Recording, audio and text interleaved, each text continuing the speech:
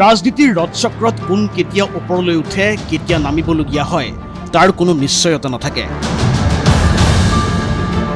ঠিকেই অনিশ্চয়তাৰে যেন আন এক নাম ৰাজনীতি। এই ৰাজনীতিত সময়েও কেতিয়াবা প্ৰতাৰণা কৰে আৰু সময়ে যেন এইবাৰ প্ৰতাৰণা কৰিছে বিজেপিৰ সদ্যপ্ৰাক্তন ৰাজ্যিক সভাপতি ভৱেশ কলিতাক।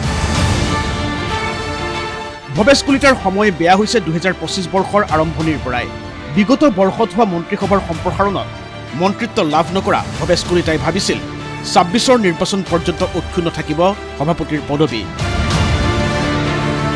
কিন্তু ভৱেশ কলিতাক আচৰিত কৰি অসম প্ৰদেশ বিজেপিত হঠাৎ বলবৎ হৈছিল এক নিয়ম। দিল্লী বিজেপিৰ সভাপতি বীৰেন্দ্ৰ সচদেৱাই নিজকে নিৰ্বাচনৰ পৰা আঁতৰাই ৰখাৰ কথা দোহাই দি অসমতো বলবৎ হ'ল নতুন নিয়ম। দলৰ সভাপতি 26ৰ নিৰ্বাচনৰ প্ৰাৰ্থী হ'ব নোৱাৰিব।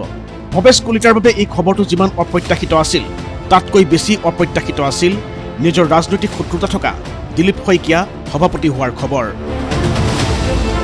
জনাসকলে ভালকৈ জানে যে দিলীপ শইকীয়াক 2024ৰ টিকেট দিয়াৰ সময়ত সভাপতি হিচাপে কি ভূমিকা আছিল ভৱেশ কলিতাৰ। আনকি মন্ত্ৰী চন্দ্ৰমোহন পাটোৱাৰীক দৰং ওদালগুৰি সমষ্টিৰ প্ৰাৰ্থী বাছনিৰ বাবে পঠিওৱাক লৈ কি হৈছিল দিলীপ শইকীয়া ভৱেশ কলিতাৰ মাজত সেয়াও জনাসকলে ভালকৈ জানে। দ্বিতীয়বাৰ সভাপতি হোৱাৰ আকাংক্ষা পূৰণ নোহোৱা ভৱেশ কলিতাক মন্ত্ৰিত্ব দিব বুলি চলা চৰ্চা হৈ আছে। মন্ত্ৰিত্ব পাব বুলি আশাত বন্দী হৈ থকা ভৱেশ কলিতাই মন্ত্ৰিত্ব পোৱাৰ সম্ভাৱনাই সিদিনা নস্যাৎ কৰি পেলালে মুখ্যমন্ত্ৰী ডক্টৰ হিমন্ত বিশ্ব শৰ্মাই। সময়ে ইমানেই বেছি প্ৰতাৰণা কৰিছে যে বাৰে বাৰে উজুতি খাবলগীয়া হৈছে এতিয়া ভৱেশ কলিতাই। সিদিনালৈকে দল চলোৱা কাৰোবাৰ টিকেট পোৱা নোপোৱাৰ সিদ্ধান্ত দিব পৰাৰ ক্ষমতা থকা কাৰোবাক মন্ত্ৰিত্ব দিয়া নিদিয়াৰ সিদ্ধান্ত দিব পৰা নেতাগৰাকী আজি নিজৰ ভৱিষ্যতক লৈয়েই সন্দিহান। আনকি বৰ্তমানৰ সমষ্টি ৰঙিয়াতো প্ৰত্যাহ্বানৰ সন্মুখীন হৈছে ভৱেশ কলিতা। সমষ্টি সলাই কমলপুৰলৈ যোৱাৰ চিন্তা কৰিও এখোজ আগুৱাই দুখোজ পিছুৱাবলগীয়া হৈছে কলিতাই, কাৰণ কমলপুৰত দিগন্ত কলিতা আছে। দিগন্ত কলিতাৰ দিলীপ শইকীয়াই হওক বা মুখ্যমন্ত্ৰীয়ে হওক দুয়োৰে সৈতে মধুৰ সম্পৰ্ক। তেনেস্থলত ভৱেশ কলিতাইও হয়তো ভাবিছে বা ভাবিবলৈ বাধ্য হৈছে সময়ে অধিক প্ৰতাৰণা কৰাৰ আগতে নিৰ্বাচনী ৰাজনীতিৰ পৰা সন্ন্যাস লোৱাই ভাল। যিকোনো বস্তু ভালতে এৰিব লাগে, বেয়া হ'লেগে থাকিব নালাগে। মই সেইটো বিশ্বাস কৰোঁ। আমি ছেকেণ্ড লাইন লিডাৰশ্বিপটো গ্ৰ' কৰিব লাগে। মই কেতিয়াবাই সিদ্ধান্ত লৈছোঁ যে 26ত মই ইলেকশ্যন খেলিম। যদি 29ত হয় 31ত হয় মই নেখেলোঁ। আমি এজন নেতা বনাব লাগে, এজনক জিতাই দিব লাগে। তেতিয়া মোৰ কাৰণে এটা এচিভমেণ্ট বুলি কয়। ছাকচেছটো তাতে হয়, নিজে হোৱাটোক ছাকচেছ নকয়। মই আগতে বনাইছোঁ আৰু ভৱিষ্যতে মোৰ বনোৱাৰ কাৰণে মই যিহেতু আজি মাঘী পূৰ্ণিমা তিথি, এই পবিত্ৰ তিথিত মই কৈছোঁ কথা। এই ত্যাগৰ মানসিকতাটো কিহৰ বাবে?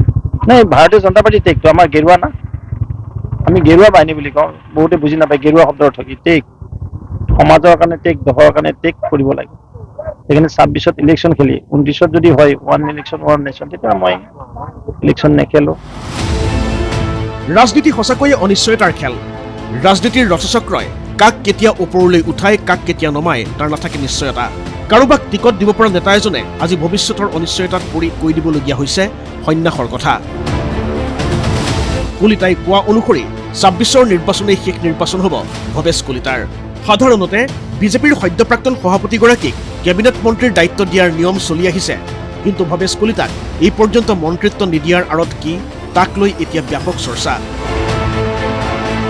আনকি যুৱ মৰ্চাৰ সভাপতি ঋষিৰাজ হাজৰিকাক নিদি ৰাকেশ দাসক দিয়াটোৱেই ভৱেশ কলিতাৰ মন্ত্ৰিত্ব লাভৰ হেঙাৰ বুলি এতিয়া চৰ্চাত। Bureau report ND24।